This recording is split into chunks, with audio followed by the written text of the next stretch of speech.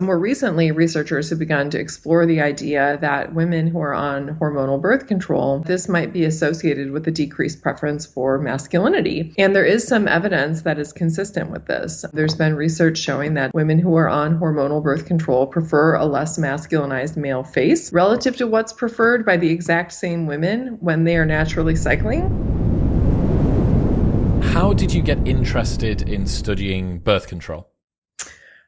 Well, I spent most of my career studying women's sexual behavior and mate attraction and partner choice.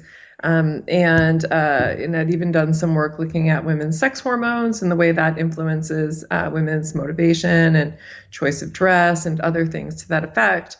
And so I've always had an interest in women's psychology and the different sort of biological components that contribute to like sort of what it means to be a contemporary female. But it was really going off of the birth control pill that got me interested in studying its effects on human psychology. What is the way that you would describe to a non-birth control taking person like myself the difference in your subjective experience of the world? For me, it felt like I woke up. So about 3 months after I discontinued using hormonal birth control, I started to notice that I had been feeling different recently. I had more energy than I had before. I was going to the gym again. I was like noticing men, and I was interested in sex in a way that I hadn't been in a really long time. I started downloading new music on my playlist for like the first time in more than a decade. And I thought to myself, this is like, I just felt like I woke up. And I thought, well, this is a crazy way to respond to going off the birth control pill. And so I kind of chalked it up to just being me, it just must be something else that's going on in my life that's making me feel this way. But then I started to dig down into the research, and it turned out that my experiences weren't all that unique, and that there's been research that's been done now for several decades detailing the different ways that hormonal birth control can influence women's psychology in ways that are very much consistent with the experiences that I had. Okay, so before we get into how the pill affects behavior, what do we need to know about hormonal changes and how that influences behavior normally across a woman's ovulatory cycle? Right. Well, yeah, and I think that having some background in that can be really useful. And, there's been research that's been done now for, 3 or 4 decades that's really looked at women's ovarian hormones having a really profound role on the way that women experience the world and even, the activity and structure of the brain. So, research in neuroscience, for example, has shown that as ovarian hormones change across the cycle, that actually changes the amount of functional connectivity in the brain. It changes the number of dendritic spines on our neurons. So our brain is this very plastic organism within our body that sort of changes its structure and function over the course of the cycle. And behaviorally, what the research finds is that during the time in the cycle when estradiol is high and the dominant sex hormone, there's a lot of research indicating that women have an increased preference for or an increased desire for sex. They tend to engage in more sexual behavior at this time. They tend to exhibit a heightened preference for cues related to men's masculinity at this time. And so during the phase in the cycle, which is what researchers usually characterize or call the periovulatory phase of the cycle, which happens usually between days like 9 to 14, on average, if you're talking about a 28-day ovulatory cycle, the 28 What's day one? What happens on day one? Day one, you get your period. And so that's how you count forward, right? And so after you get your period, usually about a week and a half after you get your period, women will start to feel more energetic. They'll start to have changes in libido where they're noticing that they're more interested in sex. They generally have more sex. They're more attuned to cues of, like I said, masculinity in men. They tend to just be more interested in men at this point compared to other points in the cycle. We have some research showing that women report an increased interest in music at this time, which is very much consistent with the experiences I had downloading these playlists. That corresponds to fluctuating levels of estradiol. And so, when estradiol is high, it's almost like the brain is being directed toward everything related to sex.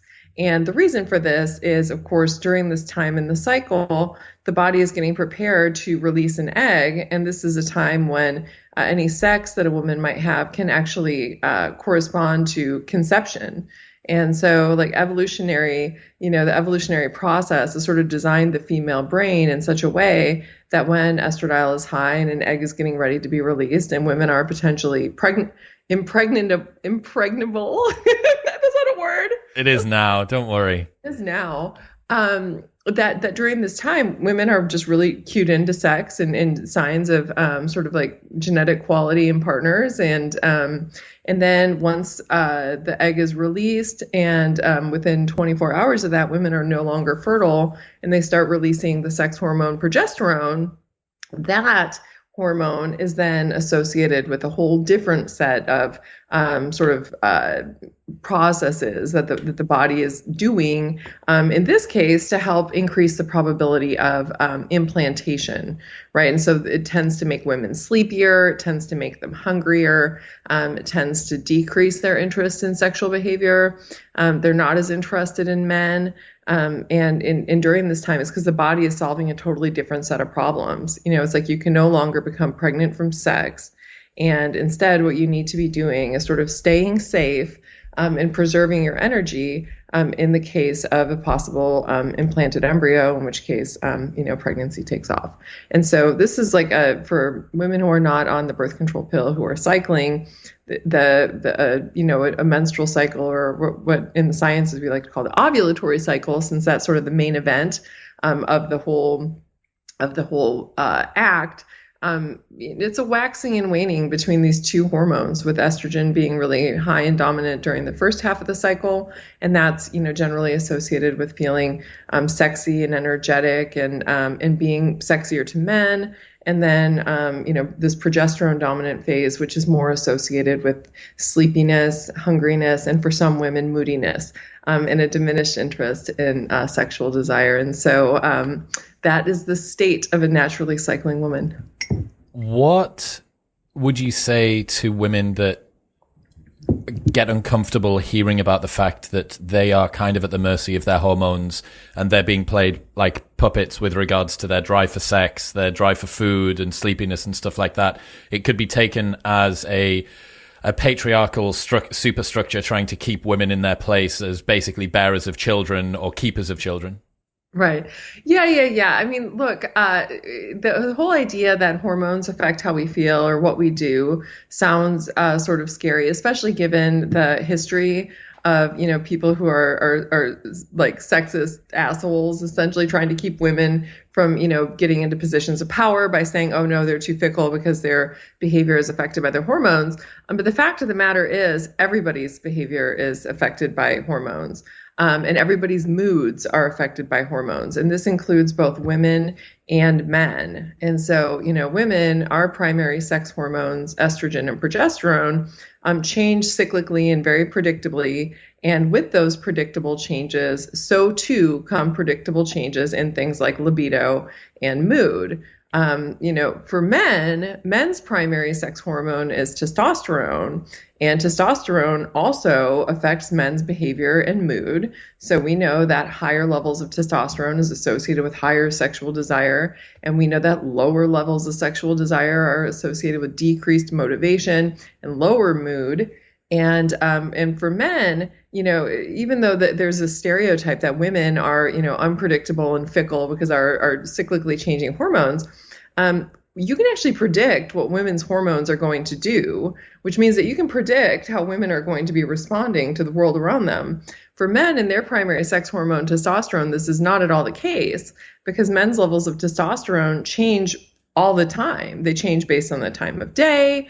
They change based on a man's relationship status. So whether he's partnered or whether he's single, they change when he has a child. They change in response to seeing beautiful women. They change when their favorite political candidate or sports team win or loses. They change in response to even the presence of weapons. You're kidding me. Walking past a gun or playing with guns is going to increase men's testosterone. Yes, just being exposed to guns, being in the same room as guns, increases men's levels of testosterone.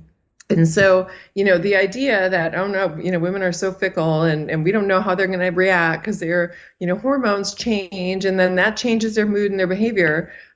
Men's hormones change. Men's hormones affect men's mood and behavior, but men's hormones change in a completely, their primary sex hormones change in a totally unpredictable way. And so the idea that somehow women are more hormonal than men is just like absolutely not true. We're all hormonal, right? And the idea that our hormones affect how we think, feel, and behave is not at all threatening to women or anybody, because that's what they're supposed to do. If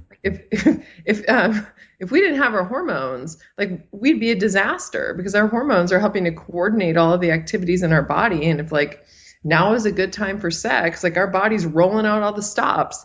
So that way we're all doing, all the parts of our body are doing it together. Like, we're going to go and get sex now. And the brain is on the same page, and the genitals are on the same page. Everything's on the same page, moving in the same direction. And, if stress is on the scene, our stress hormones then get all of our body coordinated and doing stress things. And so the idea, of hormonal involvement in behavior, I mean, it's just explaining the biological mechanism, or one of the biological mechanisms behind, the experiences of being human. Well, if it was the case that the only sex differences that we see are exclusively culturally imprinted, that would make being a man or being a woman basically a fashion choice. That would mean that there's no accrued wisdom from the unbroken chain of survivors that make up the fact that you're here right now. You don't get any of that. And it also means, I know that you talk about this, it would make women specifically kind of like puppets of culture, like just these grey bits of sludge that usually the patriarchy can come across and just shape into whatever form it is that they want them to be. Like, there would be nowhere firm for women to stand in terms of having a nature. There is no female nature.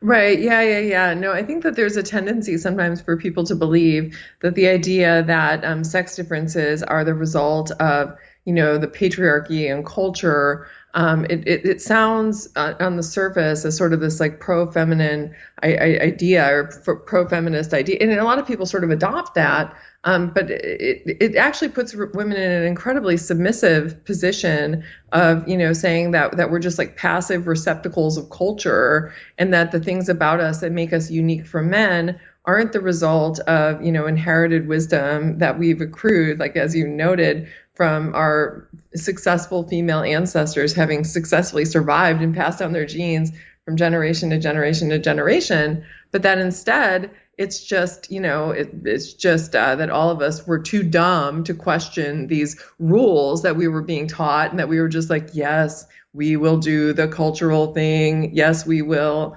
And that's not, that doesn't put women in a particularly empowering position. And in the exclusively culture explanation also like really misses, like, it's like missing like one really critical piece of sort of explanatory, I don't know, like, and where does culture come from? It's like culture is a product of the human nervous system. It's like culture was created by humans. And so that means that it is a product of our brain. And so culture looks the way that it does because of humans behaving over really long spans of time.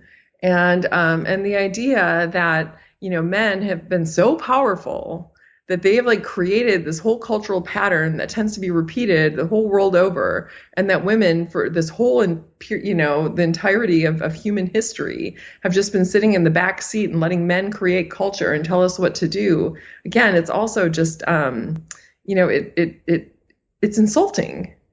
Yeah, it does. It treats women like malleable idiots and men like incredibly capable overlords.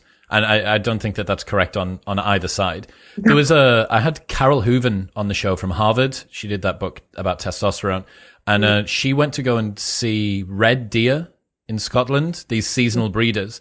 And when you're talking about the effect of testosterone on males, she got to see these seasonal breeders where for 9 months of the year, these male deer, are just chilling with their friends. They're eating. They look not that dissimilar from the females. They haven't got the antlers. They haven't got any real aggression. And they're just with their boys, just chilling out and eating. And then the women come into heat and all hell breaks loose. And they start growing antlers. They start trying to kill every one of the friends they'd just been chilling with a couple of months before. They start trying to kill them. They accrue this harem. They try and have as much sex as possible. And then the women go back out of heat again and it all changes. And you go, that is exactly what's happening with women, except for the fact that men, because you guys have got concealed ovulation, which happens so regularly that it wouldn't do for us to have fluctuations in testosterone associated with that. It means that we're just permanently in antler, have fights with your friends modes. That's it. Right. Yeah. Or like some sort of happy medium, right? Where it's like you're neither constantly fighting with your friends, nor I'm chilling in your mom's basement playing video games. We're kind of like somewhere in between those two things. It's interesting. What about when the pill gets introduced then? What are the most obvious changes when it comes to behavior? I think that probably some of the most obvious ones are the changes in sexual desire, for example. That's a very common, quote unquote, side effect that women get from taking hormonal birth control. And the reason for this is because, the way that the hormonal birth control pill works is it essentially tells the brain to not stimulate the ovaries to produce any egg follicles or to mature any egg follicles. And the way that it does this is by giving a daily dose of the same hormonal message, which is what's contained in the pill is a relatively high level of this synthetic progesterone, which is known as a progestin, and then really low levels of synthetic estrogen. And that message, getting that same daily message, either by the pill that you're taking or whatever's being released by your vaginal ring or the shot that you get in your arm or whatever it is, that message, when you get it every day, is essentially making the brain believe that it's in the luteal phase of the cycle, which is the phase of the cycle right after an egg has been released. And the body is like waiting to see whether or not an implanted embryo is going to implant itself. And so, during the second half of the cycle, when progesterone, for a naturally cycling woman, when progesterone is being released, the brain doesn't tell the ovary, it tells the ovaries not to do anything because it's like waiting to see what happens from that last one before it tells it to start stimulating egg follicles again. And so getting that daily message, high progestin, low estrogen, shuts that process down. And this does a few things, right? One, it prevents ovulation, which is great because that prevents pregnancy. Unfortunately, ovulation, in addition to being something that allows for the possibility of pregnancy, is the primary way by which women produce their own sex hormones. And in particular, the process of maturing egg follicles and getting an egg ready to be released, that's one of the primary mechanisms by which the body produces estrogen. And so when you get that daily message every day of high levels of synthetic progesterone, low levels of estrogen, that's something that's not going to be particularly beneficial in terms of promoting female sexual desire, because estrogen is the hormone of conception, is the hormone of sex.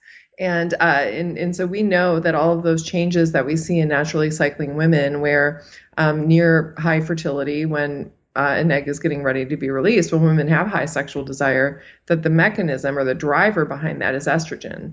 And so keeping estrogen levels really low is something that is not particularly great for women's libidos. And it's definitely one of the things that women report experiencing at a relatively high rate. What about changes in mate preferences, what they look for in men? Yeah, so this is really interesting. And so this is, and I noted that it's been about 20 to 30 years now that researchers have been looking at the effects of women's ovarian hormones on their partner preferences. And as noted, when women are at the point in the cycle when estrogen is high, there's been a lot of research indicating that they tend to exhibit a heightened preference for cues to, in particular, masculinity. That's the one that seems to be the most replicable, with women exhibiting a preference for more masculinized male faces, more masculinized male voices. the scent of testosterone. So men with the high testosterone, if you like have women sniffing t-shirts, women prefer the scent of men with higher levels of testosterone. And so there's been a lot of research that sort of links estradiol to testosterone preference. And so more recently, researchers have begun to explore the idea that women who are on hormonal birth control, given that it keeps your own estradiol levels very low, and the synthetics are also gives you very low dose, that this might be associated with a decreased preference for masculinity. And there is some evidence that is consistent with this. There's been research showing that women who are on hormonal birth control prefer a less masculinized male face relative to what's preferred by the exact same women when they are naturally cycling. There's been research where they've looked at men who are in committed relationships, and they simply asked men and their partners, did your partner choose you when she was on or off of hormonal birth control? And then they took the men's pictures and they sorted the pictures into two piles, right? Piles of pictures of men who were chosen by women who were using the pill, and then a pile of pictures of men who were chosen by women who were naturally cycling. And they had them evaluated by an outside group of evaluators who didn't know who was what and was under what circumstances. And what they found was that both in terms of objective measures of facial masculinity, which is something that you can look at using facial height to width, because that's something that's associated with testosterone levels, and then just having outside evaluators evaluate subjective masculinity, the male faces, what you see is that there are differences between those two groups of men, and that the men who were chosen by women when they were on hormonal birth control, those faces were seen as being less masculine and also sort of scored lower in terms of masculinity using the objective measures relative to the faces of men who were chosen by naturally cycling women. And so all of this, again, is consistent with this idea that the pill could potentially impact our partner preferences. And we have some new research, and I didn't write about this in my book just because we're getting ready to publish this, but we've been working with Natural Cycles, which is a cycle tracking app where they use basal body temperature to sort of track fertility.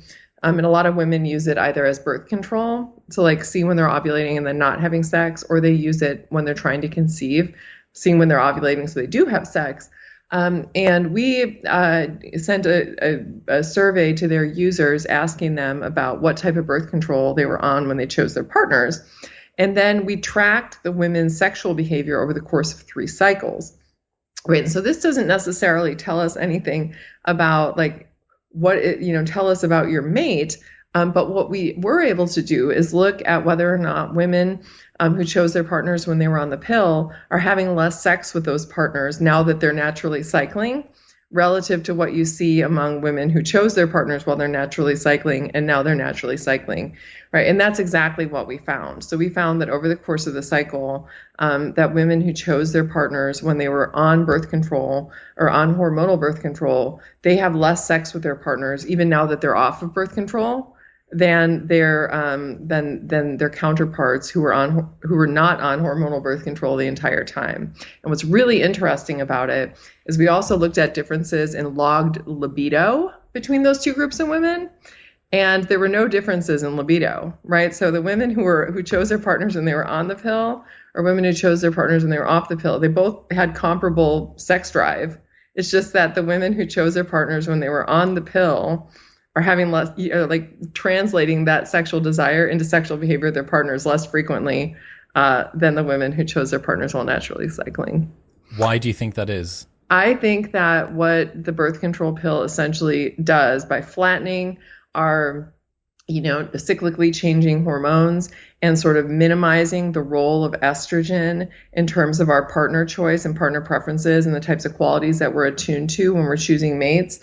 I think that it sort of downplays the importance of sexiness in women's partner choice. And I think that it's just sort of nudging that in terms of if women are making choices about a partner, you have to make a balance. Like, okay, do I want, somebody who's a really good provider? Do I want somebody like with really interesting personality? Do I want, we have to sort of pick and choose. And I think that when you have your HPG or your brain ovarian axis shut down and you're not experiencing all of the things that estrogen does for women's sexual desire, I think that it makes you downplay the importance of sexiness in your partner choice. And I think that it's like you tend to go after the more intangibles, or pardon me, the tangibles, right? Like, okay, is this person going to be a good provider? Is this person, stable and, emotionally stable, and so on and so forth. And there's some evidence that's consistent with this. Like there've been studies where they looked at how satisfied women are with different aspects of their relationship based on whether they chose their partner when they were on or off the pill. And what they find is women who chose their partners while they were on the pill report more satisfaction with things like their partner's financial resource access. Because they're going to have assessed them with greater scrutiny around those things, but perhaps sacrificed for stuff like attraction, masculine dominance, maybe status as well, would perhaps be a little bit less important. Yeah, and nobody's looked at those last couple of like the status questions. They did look at sort of like sexual desire and that sort of thing within the relationships. And of course, the women who were naturally cycling reported being more satisfied with the sexual aspects of their relationship. And the women who chose their partners on the pill were more satisfied with the financial provisioning sort of cues in their relationship. And I think that what it does, I think it just sort of tilts the hand in terms of like what qualities are you going after.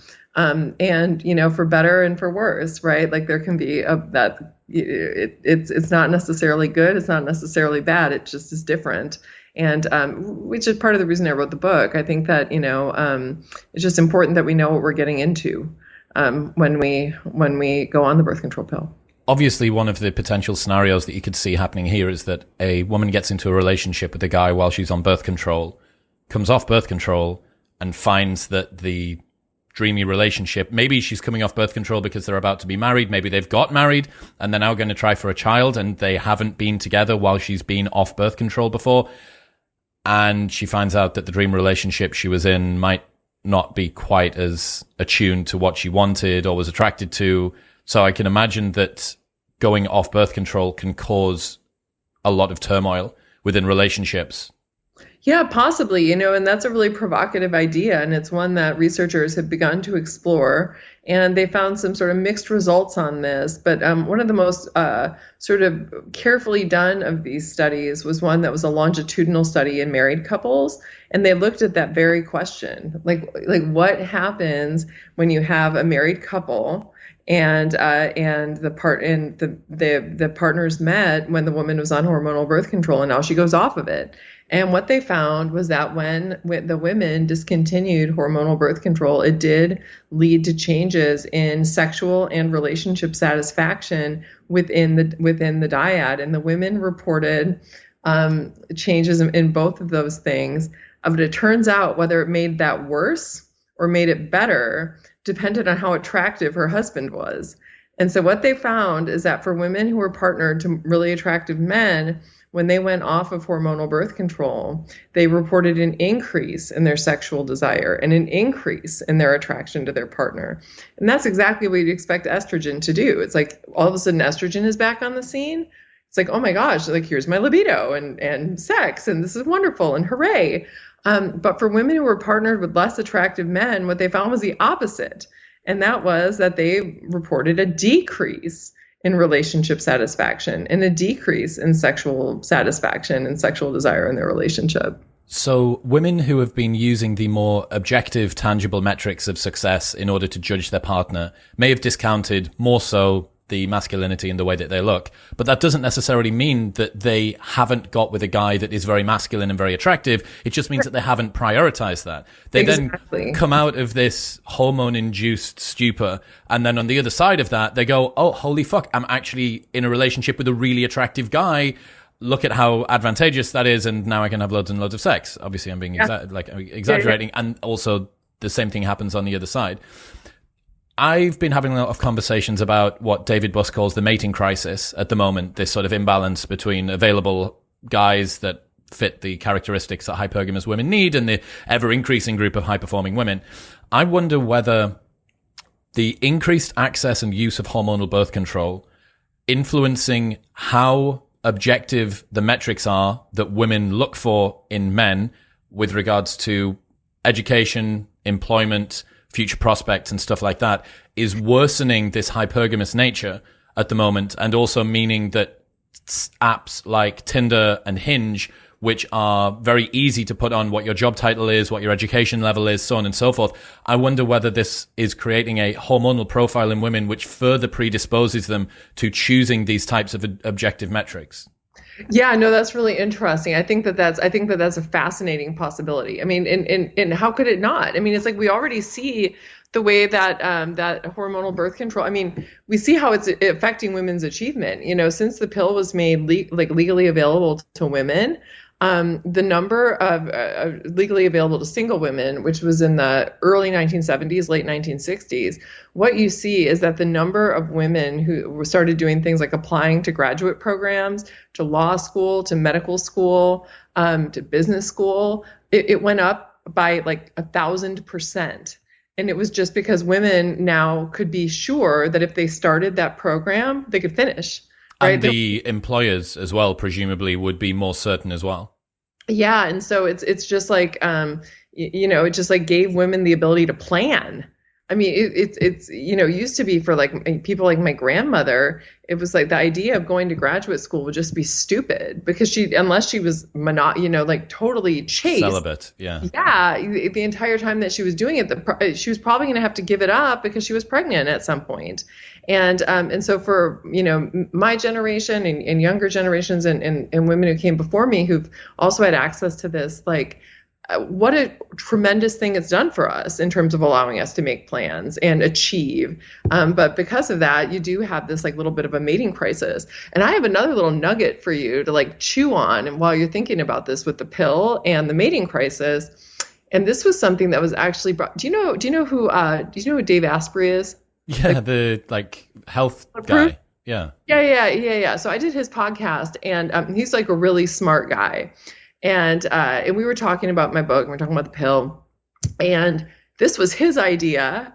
And I think that he's like totally onto something because it's really brilliant, really interesting. But, part of the mating crisis, part of it is that women are achieving so much, right? So like that's part of it. But the other part of it is that men are just like totally floundering. I mean, just circling the drain. And so, there is some research indicating that men's testosterone, we are not red deer, right? Like our species are not red deer, but men's testosterone levels do seem to be sensitive to the presence of like fertile women, right? So men, there's been studies where they have men, having piped in the scent of ovulating women or women during the luteal phase, and you see that testosterone levels seem to be sensitive to cues of female fertility.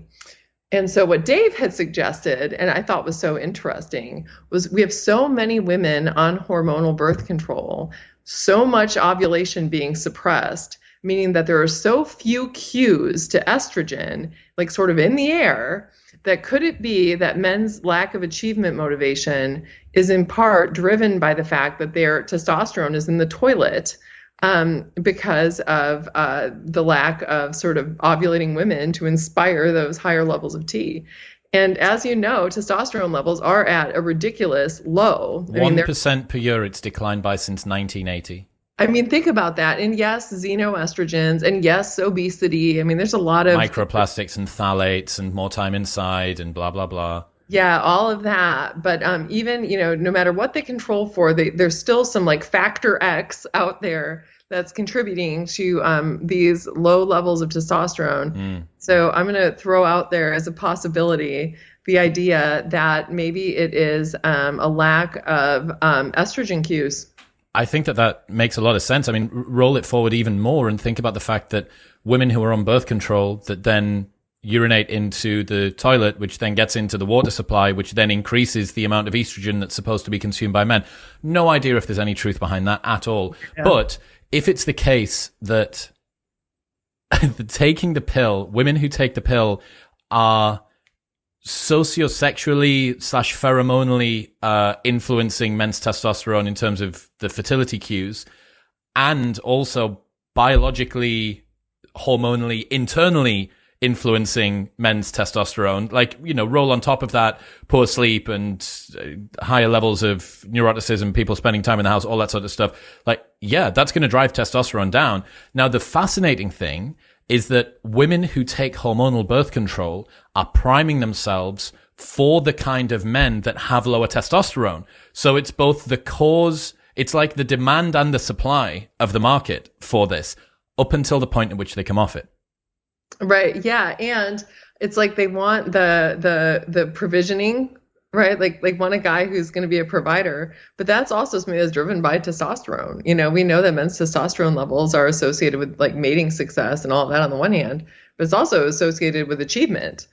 Men who are CEOs and presidents and, in high status roles, that's testosterone too. And so it's like, in some ways, like we're also shooting ourselves in the foot, right? It's like, why aren't there any good men around who are like achieving things and like being successful and maybe there has something to do with what's happening with women's sex hormones. Really fascinating idea. So interesting. Didn't you had a quote about without women, all the power and money in the world would be meaningless? Yes. Yeah, I think. Well, there's a fascinating question to be asked about whether it is a good idea for women to have sex with guys who don't have dad-like qualities. Basically, that up until this point, up until the pill was readily available, for the most part, sex was kept until marriage. I'm sure there was sex outside of marriage, there were sex workers and stuff like that. But for the most part, the bar that men had to get over in order to get into a woman's pants was significantly higher, right?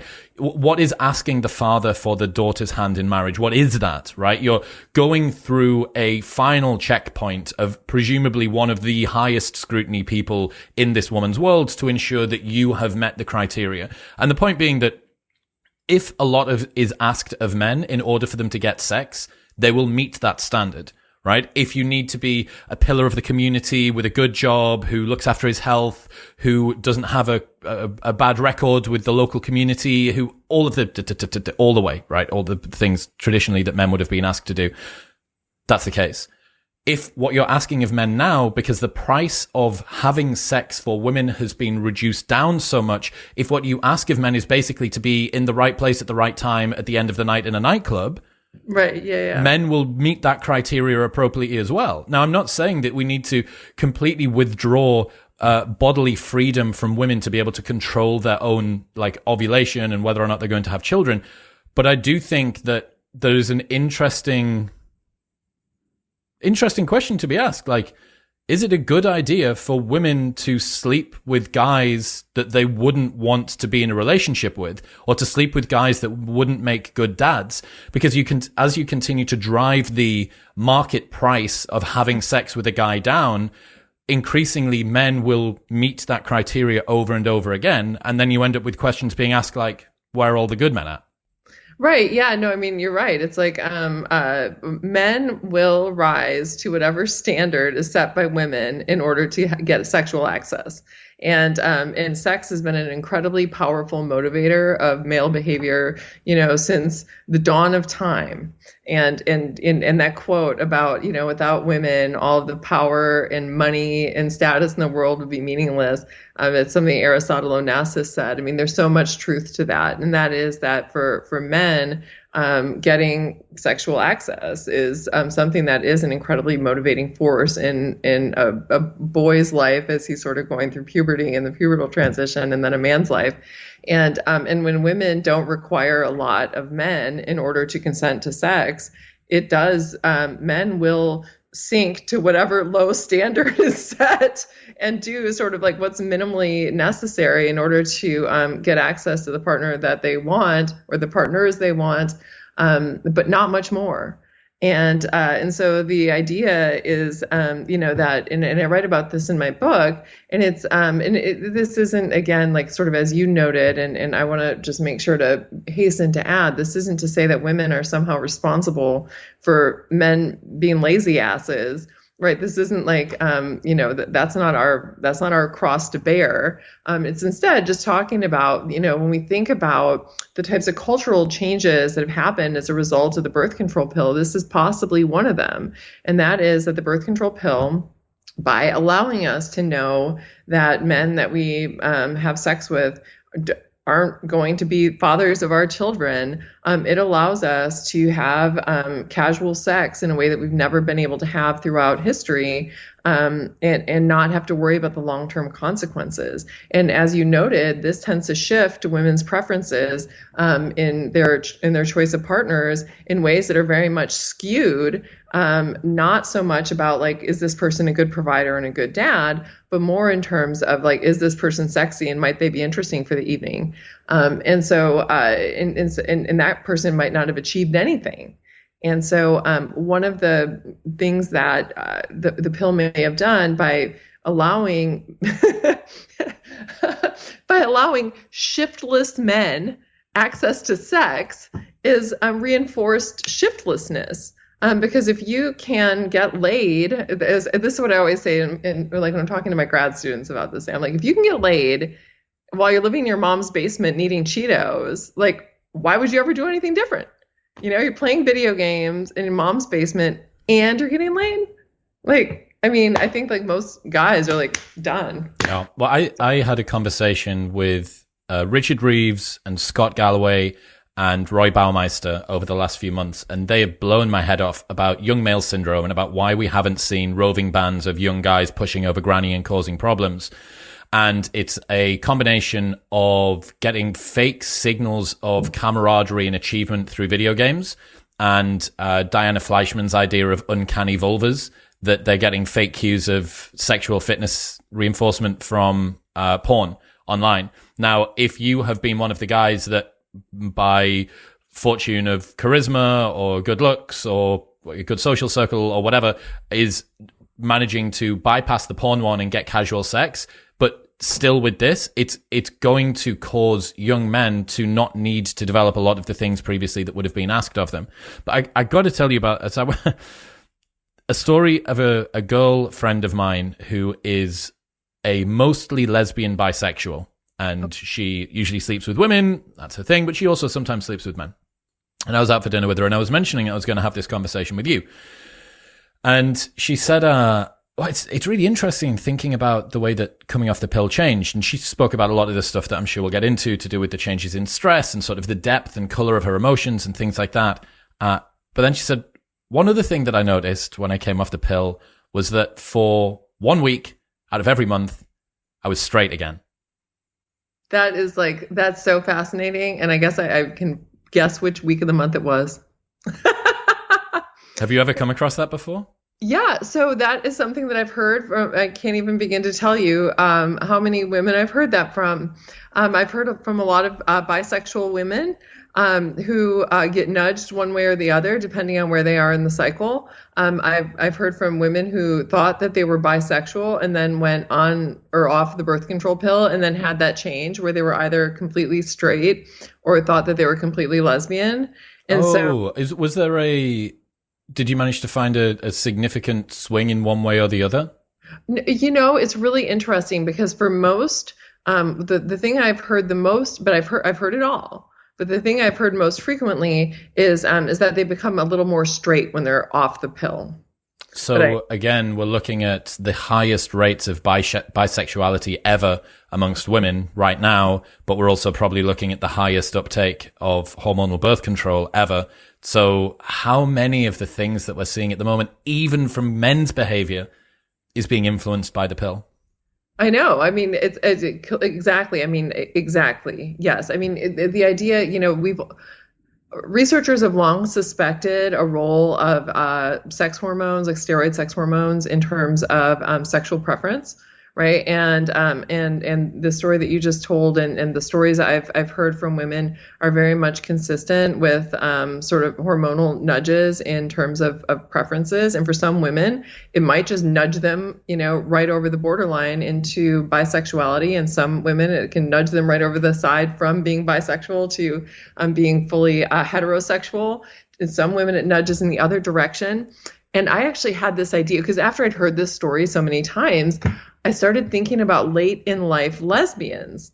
And, there's this tendency, and culturally, we tend to think about this as just being something where women, sort of get tired of all the bullshit involved in being involved with men, and that they're just looking for, companionship, and and then they start to, like, they form these close and even sexual relationships with other women. But then I started thinking about menopause.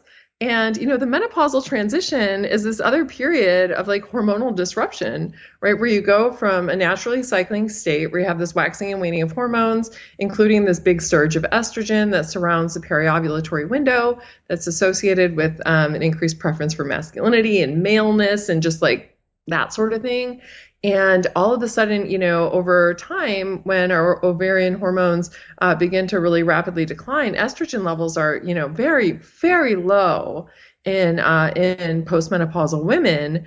And I started thinking about late in life lesbians and whether that might also like be something that's emerging as a result of an actual hormonal nudge, where it's sort of nudging women out of the domain of heterosexuality or bisexuality into this sort of different mate preference state. Well, think about it this way. Let's take grandmother hypothesis, right? Why it is that women go through menopause at all, so that they can contribute to the rearing of children whilst not contributing more children that need to be reared, with one of the explanations that you have for why lesbian women exist at all, which is kind of like a female on female pair bonding, alloparenting agreement type scenario. Yeah. If you combine those two together, I mean, what better way for grandmother to ensure that her and some of the other women that she needs to look after her children and grandchildren are bounded together sufficiently well that while the guys are out hunting wildebeest or whatever it is that they do, the women get it on a little bit, Yeah. No, it's such an interesting idea. It's so interesting. I find all of that so fascinating. So fascinating. What about the relationship with suicide and depression and stuff like that from women that are on birth control? Yeah, so it seems pretty clear now from the majority of the evidence that's been coming out in the last, especially in the last decade, that going on hormonal birth control can be linked with an increased risk of anxiety and depression. And this risk seems to be particularly pronounced in adolescent women. So there's been research looking at the increased risk of going on antidepressants as a function of hormonal birth control pill use, diagnosis of anxiety and depression, suicide risk, as you noted. And what all of this research finds is that being on hormonal birth control is linked with an increased risk in all of these different outcomes, but particularly for young women. And so in these studies, they categorize young women, these adolescent women, as being women who are 19 and younger. And for these women, sometimes, I mean, the risk of anxiety and depression, for example, in some cases is almost triple what it is for adult women. And that's just due to their age. Just due to their age. Right. And, and nobody knows exactly like what the age factor has to do with it, except that, the brain is still developing during this time. And during brain development, post-pubertal brain development is organized and coordinated by sex hormones. And so you can imagine the adolescent brain is incredibly sensitive to changes in sex hormones during that time, because that's what's coordinating puberty, pubertal development. Mm-hmm. And so the idea here is, that the sensitivity to those hormones during that period is probably what's responsible for it. But it also raises the question of whether or not there's long-term changes then. Are you locking in a more infantilized or juvenile or less developed or abnormal type of protein folding in the brain or brain structure generally? Right. That might then increase a woman's risk, for example, of mental health problems throughout their lifetime. Yeah, you've just locked in this propensity for depression and anxiety. Yeah, and there was a study that was just published, I think it was about 2 years ago now, that showed that women who were ever users of hormonal birth control during adolescence after they go off it are still at an increased risk of developing major depressive disorder that continues throughout their lifespan. And there hasn't been very much research on the long-term effects of hormonal birth control pill use during adolescence. But this is something that, it seems criminal to me that they prescribe it as frequently as they do to really young women for things like acne, for example, or period cramps, or things that aren't nearly as serious and sort of consequential as fertility regulation. And there's been almost no research on the long-term effects on brain development when the brain is still developing. And given that study showing the increased risk in major depressive disorder, I think that we need to be more cautious and we need to see more of that type of research being done. Well, I know that there's a concern around melatonin use in sort of pre-puberty children, because melatonin is used to help people fall asleep, but melatonin is also one of the mediators of the onset of puberty. Mm-hmm. So melatonin levels influence that. So if you're giving your child some melatonin gummy, you can actually be affecting when they hit puberty, whether they hit puberty, the cascade of hormones that's going to occur due to that. And yet no one's thinking twice about putting their daughter onto hormonal birth control. I suppose there's another relatively difficult risk. It's probably going to be a conversation between daughters and mothers, or daughters and mothers with fathers sat on the couch being silent, I guess. But for the most part, there is a choice here perhaps to be made between, do you want to roll the dice with a young, impulsive child who is going to begin to become sexually active at some point within the next half decade and maybe hasn't learned some of the lessons that her mother has done about safety and security and so on and so forth? Or do you want to potentially put them in a situation that is going to lock in a suboptimal type of brain development? I mean, that's a brutal decision. How are you supposed to get to that, knowing all of this information? Yeah, no, I think that it puts people into a corner for sure. And in fact, I have a teenage daughter, and this is something that I talk about with my friends all the time. It's like, what do we do?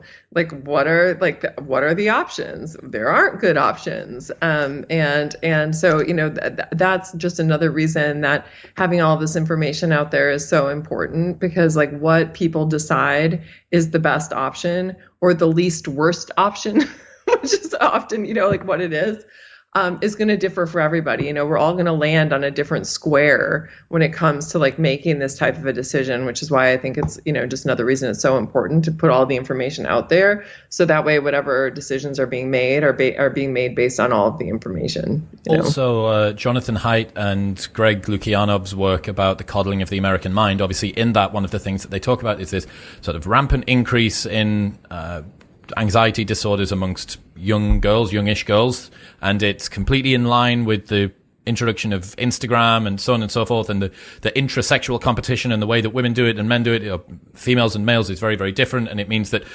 females can be more manipulated more easily through these sorts of platforms because they're more likely to do the backbite stuff and they're going to feel it more, blah, blah, blah.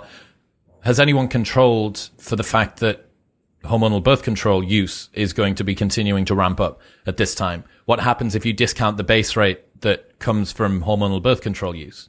Yeah, no, I think that that's a really great question. And I don't think that anybody has probably thought to do that. Like, I don't think that it's like, it's too easy to point the finger at social media.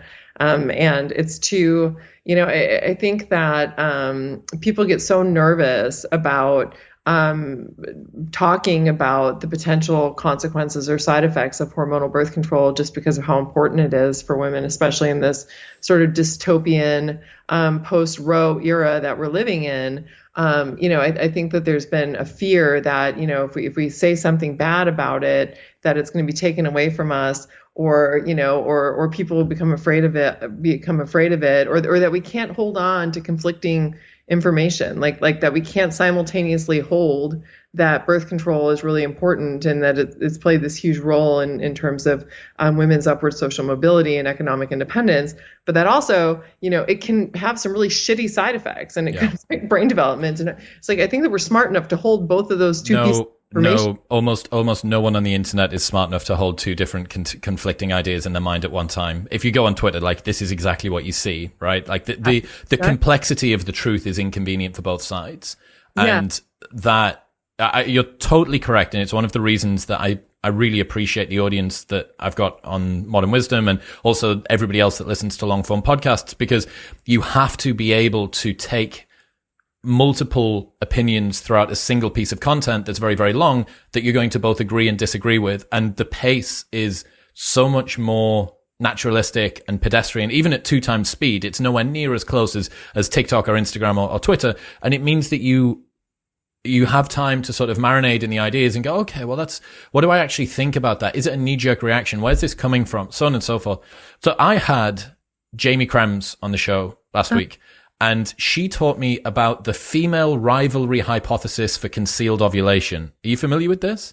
Yeah. It's just this, isn't it the idea that women have concealed ovulation essentially to prevent themselves from being targeted by other women unfavorably? Because if other women saw that they were fertile, that they would like essentially murder them in their sleep. So like a number of things. First off, murder them in their sleep. Secondly, like socially try and mess with their ability to find mates. But also that if you know when a woman is about to ovulate because she's bleeding or she is like showing visible signs of being in ovulation, if you push them sufficiently hard, apparently you can actually mess with the release of the egg overall as well, that you can actually cause it to not happen. So this is, why is it that women have got concealed ovulation is a question that's been asked for a long time. And there was this theory put forward, which is it increases pair bonding between men and women, because if you don't know when the woman can get pregnant, you need to have a lot of sex, which increases the pair bond because you've got this difficult baby that you need to look after for the next 12 to 15 years before it can do things on its own, which means that the man and woman actually bind together. She controlled for that. Seems like it doesn't work quite so well. Female rivalry hypothesis is super interesting. Yeah. How effective are men and women at picking up on when women are ovulating generally at the moment, given the concealed ovulation and all the rest of the stuff? Right. Yeah. There's a lot of research that seems to suggest that that there is a preference for ovulating women. I mean, I don't think that, what's interesting about it is that it doesn't seem like anybody's able to mentally articulate like, wow, I bet she's fertile, or, I bet she's ovulating. But there is a lot of research that indicates that, we find women more attractive when they're at high fertility compared to when they're at low fertility. And women generally feel sexier. They walk sexier. So they've done studies where they videotape women when they're walking at high and low fertility, and then they just show their silhouettes to outside evaluators, and they walk sexier. And so I think that there's a lot of evidence that that we're able to pick up on these cues and that we like them. But like in terms of identifying what it is we like, I don't know that, I think that that there's some things that are better left to our unconscious mind. Yes. And I think that that's one of them. Does this mean then that by being on the pill, you are potentially going to change the way that other people, both men and women, relate to you? Absolutely, yes. And, there's so much research that points toward women experiencing these subtle shifts in their behavior, in their physiology even. So we know that women smell differently at high fertility compared to low fertility. We know that women dress differently at high fertility compared to low fertility. And a lot of these things are things that other people pick up on. And so if you're on hormonal birth control and you're not having these shifts that are being induced by that estrogenic state that women enter right prior to ovulation, there's no way that isn't going to change the way that women come across to other women, and then also, of course, to potential partners. And that's, again, is another thing it's provocative, right? That's provocative to think about, the idea that, being on hormonal birth control might change your desirability to partners. Yeah, so women could actually be less attractive to men because they're on the pill, because the male... the back of the male brainstem doesn't know this is an elected reduction in fertility. The difference being this is just a woman that is significantly less fertile than that one over there who isn't on birth control. Right, yeah, exactly. I mean, it seems to me like if somebody were to say, we're doing a study where we're looking at the desirability of this woman X, right? And we're looking at her desirability to partners when she's near high fertility in the cycle, and then we're going to have her looked at, this exact same woman, and they're in the same space and time. Because this is our magical experiment, and she's on hormonal birth control. There's no doubt in my mind that people would gravitate toward the naturally cycling version of that same woman. Like, are these differences, something that we would consider like are they, because I think they'd be significant. Are they meaningful? I don't know. It's like I don't think that a sort of, a pill version of a woman compared to a non-pill version of a woman, I don't think that they would just get astronomically different types of partners, right? Like wow, I went off the birth control pill. I was dating fives, and now I'm able to date sevens. Like I don't think it quite works that dramatically, but I do think it could potentially have implications for not only who women choose, but like who also finds women most attractive. And I think that's also something that's worth considering when sort of making decisions about the trade-offs that we make when we're on or off the pill. Why is there no male pill? Oh gosh, there's a lot of reasons for this. But primarily, the reason is that women are the ones who get stuck with the pregnancy. In the case, it's like we are mammals, and females are the ones who bear the cost of pregnancy. And so for us, we are significantly more motivated to put up with whatever bullshit comes along with our pregnancy prevention techniques than men are. Because for a woman, it's like, okay, I take this pill and it has this whole long list of side effects. My alternative is pregnancy. Okay, I'll take the shitty pill. For men, it's like, okay, I take this pill and it has this huge list of side effects, and the alternative to it is my partner goes on the pill. And so for men, they just are like, they won't put up with it. They won't put up with the side effects that women will put up with because the costs aren't as high. And so I think that's one of the big contributors to the reason that a male pill has like never really been able to take off. And another reason is, it's not, it would work well in the context of, and this is, again, it's the same rationale that's driving this. But unless you're in a really long-term committed relationship where you really know and trust your partner, most women, because they're the ones who have the huge costs associated with pregnancy, most women, especially in a casual relationship, would be sort of chagrined to trust their partner to be taking. Yeah, sure, darling. Of course I'm on it. Yeah, of course I haven't forgotten to take my pill today. Yeah, exactly. And so I think that there's also an element of control there, which also, again, boils down to the fact that women are the ones who are bearing the cost of pregnancy. And so it's like we're, one, more worried about like whether or not it's being used correctly. And so we're less likely to trust men to take it right. And two, men aren't as motivated to put up with the bullshit side effects that women have to put up with to stay on it, because men's alternative is far less grave than ours. In summary, moving forward, what do you think is the future of birth control then? Because it seems to me at the moment, I have no idea, had no idea until I started having chats in preparation for speaking to you today with some girls that have been on the entire litany of different birth control options. And it seems like all of them have side effects, whether it's the coil, whether it's the once every 3 months injection, the little bar thing that goes on the inside of the bicep, whether it's taking the pill.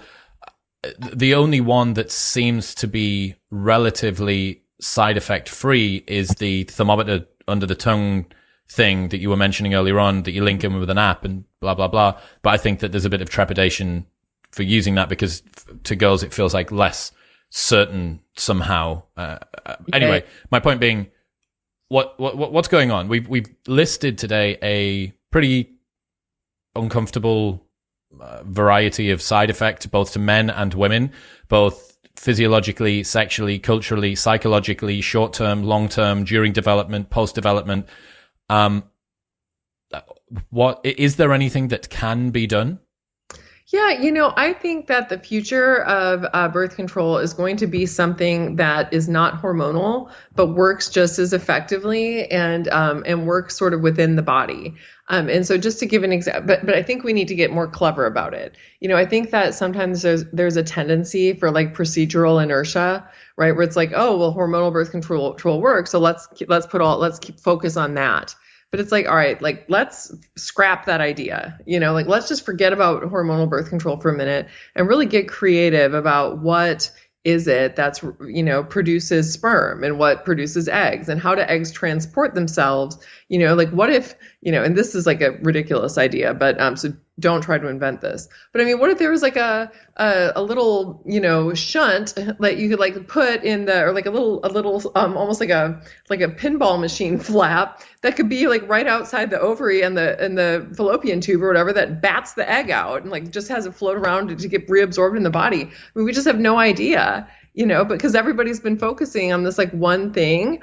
And I say, like, forget that. Like, let's like actually sit and think about the mechanics of conception and see if there's a different route. And one thing that I heard about, and this was only about 6 months ago, and it was done in mice. And so this is obviously a very long way from humans. But this was a study that was done in mice where they found that if you block absorption of this like derivative of vitamin A that doesn't seem to do anything in the body except for help to promote spermatogenesis, that if you block that in male mice, that they can't produce sperm. And from what they can tell, it doesn't seem to be used in any other systems in the body except for that. So if that ends up being true, which it might not be, because, our body is a mess of spaghetti because of the evolutionary process that designed us. And so lots of things are used for lots of different reasons. And sometimes we don't even know what they are. So it may end up that this vitamin A derivative is also really important for heart valve function or something that we just don't know yet. But if it is actually just kind of the thing that it does, and we're able to block absorption of that, that's great. We're done. I mean, so it might be something that simple. And so that's going to be going into clinical trials as soon as they do a little bit more animal preclinical work on it to see whether or not it continues to work. But I think it's going to be something that gets away from hormones and is sort of takes us from square one, where we just ask ourselves, what are the mechanics of conception? What are the mechanics of spermatogenesis or oogenesis that we can potentially disrupt to really then disrupt the way that we're doing birth control, and in a way that's going to have fewer side effects for men and for women. And the problem is that at the moment we have a solution which is pretty far from perfect, but kind of gets the job done. And it's okay, like we'll just shelve that. We don't really need to worry about that, and let's get on with bigger problems, whatever they are. Right. Yeah. No, I think that there's this cultural perception that birth control as an issue for women is solved. And so part of the big motivating factors for me writing the book was just like to really make people aware of the fact that, no, this is not solved. And that there's a huge psychological burden that women get under when they're going on birth control pills. And most women who are on birth control and have side effects from it. And when you talk to women about their birth control and you're like, hey, how do you feel about your birth control? They're like, I love my birth control. And it makes my hair fall out and I don't have sex anymore. And I get this weird bleeding cramping thing. But other than that, it's great. Or I love my birth control. Now I'm in a terrible mood all the time and I have all this anxiety and I'm on this antidepressant and that antidepressant and this and that and the other thing, but my birth control is great. Not pregnant though. Yeah, not pregnant. I mean, and that's like how low our standards are, because that's how few options we've been given as women. And so, I think that we need to put more cultural pressure on the development of new types of birth control. And I think that, I think that there's a lot of people in private industry that are doing that now, with the rise of, quote unquote, femtech. We're beginning to see that there is greater investment going into these companies that are going to hopefully be disrupting in a positive way the landscape of contraception for women. And also the concern that you have, again, amongst women, that any criticism of birth control writ large is potentially rolling back further developments that have been rolled back relatively recently as well. Yeah, no, I think that having conversations about birth control is always tricky, just because of just how important it's been to women's sort of financial and economic independence, political independence, our ability to be able to care for ourselves. And so I think that people are pretty touchy Yeah, about. I mean, if you'd been a guy and written that book, Oh I yeah, I wouldn't imagine. have been able to write that book as a guy. I mean, it's just it's too important to women. It's too important to women to have it be seen as something that's under threat. And so, like, as I wrote my book, one reason I also wanted to be the person who wrote it is I think that I was able to present things in a very balanced way, where I talk about, here is the range of potential psychological effects that you might experience, but this doesn't mean you should not be on it and it's bad, because I don't think that anything is bad and nothing is good. It's like there's information, and for each one of us, we need to sift through that information and then make decisions about ourselves, because it's like, I know what works for me, but that doesn't mean that I know what works for you. And so it's just really about providing all the information in a really even-handed way, where I think, yeah, in sort of having that conversation in the context of just how important this has been for women in terms of putting us in the position that we're in now, economically and socially. All right, Sarah, let's bring this one home. Where should people go if they want to check out the stuff that you do online? They can find me online at sarahehill.com, and that's Sarah with an H. And you can also find me on all different social media platforms. And my handle is at Sarah E. Hill, PhD. Sarah, I appreciate you. Thank you. Thanks. What's happening, people? Thank you very much for tuning in. If you enjoyed that episode, then press here for a selection of the best clips from the podcast over the last few weeks. And don't forget to subscribe. Peace.